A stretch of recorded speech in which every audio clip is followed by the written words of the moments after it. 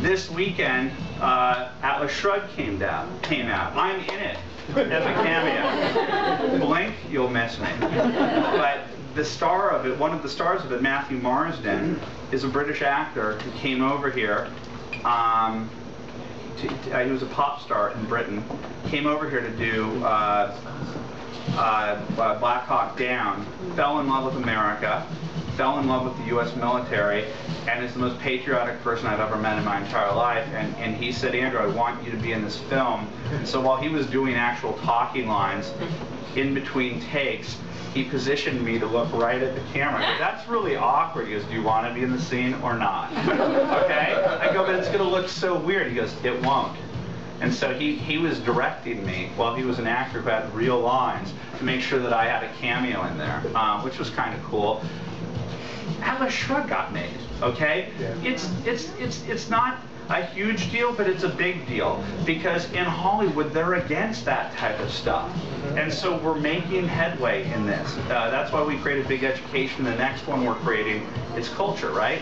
Is Big Education. It's the one that I'm the most excited about because I hate teachers and I hate professors. I honestly, in the book you'll find out that my American Studies professor, Teresa Toulouse, when I was having a bit of a problem, one semester, getting used to the fact that in New Orleans everybody goes out 7 nights a week, and that kind of wears on you after a while.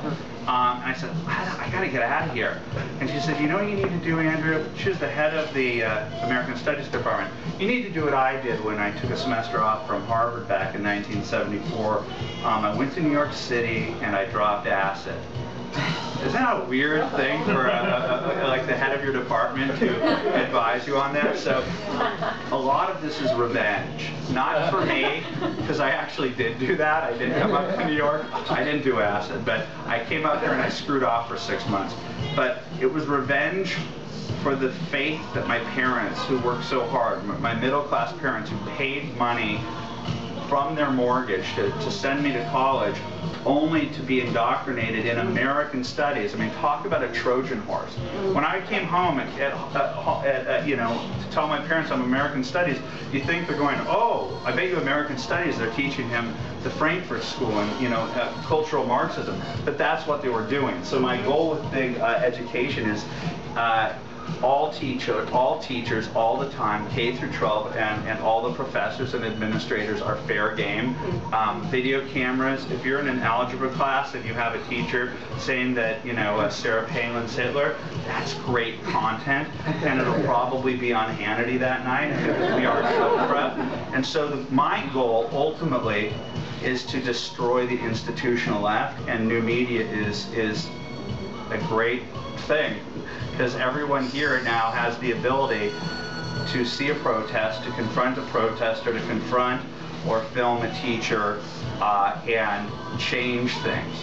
Now, So, Gloria Allred, Saturday Night Live made fun of Gloria Allred, which I thought, finally. And she was in New York defending that girl who was the statutory rape thing with Lawrence Taylor, and people were saying you're supposed to protect this girl's identity, she's a character, and then you go and you whore her in front of the camera, and everybody knows what people finally start going after her. I mean, she's a caricature. That's their plausible deniability that they're liberal. So every now and then they go after a far lefty who's jumped the shark, who's now not going to be in this business that much longer based upon actuary tables.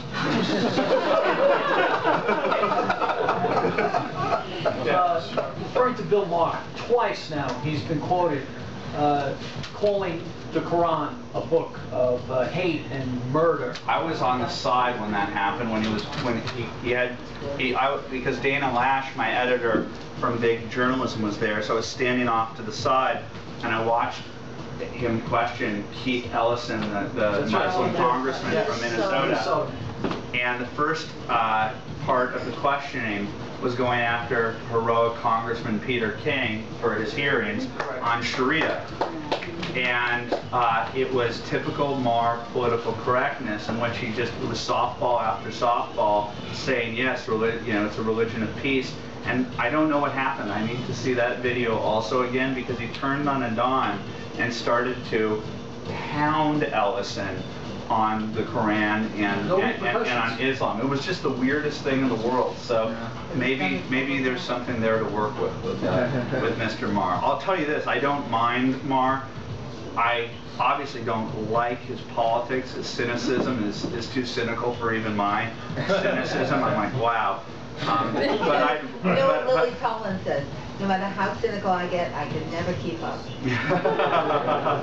Well, I at least like knowing where a person stands. So I but I can countenance Keith Olbermann and Rachel Maddow more than I can Katie Couric. You know, because to feign that you're objective when you're as partisan as those people, that's the evil that I see. I'd rather exist in a world where we admit we're conservative, they admit that they're liberal, and then we can go about it that way.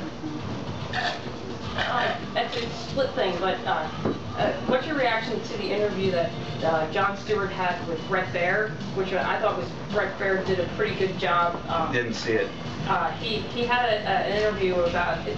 Jon Stewart was trying to get Bret Baier to admit that Fox News was biased or whatever, but Bret Baier was really quite good at you know, dodging Jon Stewart's typical formulaic way of interviewing his people or whatever that they're on. But the other question is, I think if they moved Red Eye and Greg Gutfeld to an earlier time slot to combat Daily Show, they would knock them out of the park. Well, I wouldn't say that, but I mean, like, they need to move it away from 3 a.m. I tried to put when Glenn Beck got taken off, well, you know, and then when they announced he was taken off the air, I just, for the fun of it, just said, let's move. I did on Twitter. I said, let's move. Got Red Eye into, you know, prime time adjacent, I call it. But I don't even think they want that. I think that they like being mischievous at the weird hours, and this is what I don't understand about the show, is that when I do Hannity, people notice a little. But when I do Red Eye, people go, I saw you on Red Eye. I'm like, who's up at 3 o'clock in the morning? 10 to 1, I get noticed. What? It's all TiVo. Yeah, I understand, but people watch it way more. I get noticed because of that more than anything else for some odd reason. And the thing is it's amazing how it's done with almost no staffing. I mean, it's amazing that it's basically the wacky mind. Like Greg is like my close to I can get to a platonic soulmate. When I found out that he existed, that there was an ADD, lowercase d degenerate guy who's a hard, you know, every time I said, why aren't you drinking with me? It's sunlight, it's Manhattan, it's the weekend. He says, oh, I'm in Miami drinking. So he's coming out for the show on Monday. But yes, I agree. Yes. I think it's undeniable at this point that you've kind of used the internet, you know, and the entire big whatever.com line of sites to completely overwhelm everyone else and expose the hypocrisy, you know, of the left.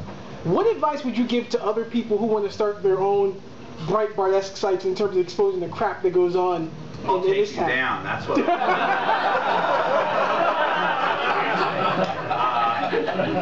But no, I mean, it's not even necessarily about going up, you know, or creating a Breitbart-esque site, you know, in terms of competing against you as much as it is exposing. Because, I mean, we can, you know, kick a rock in this town and find a liberal buffoon spouting something that makes no sense. Right.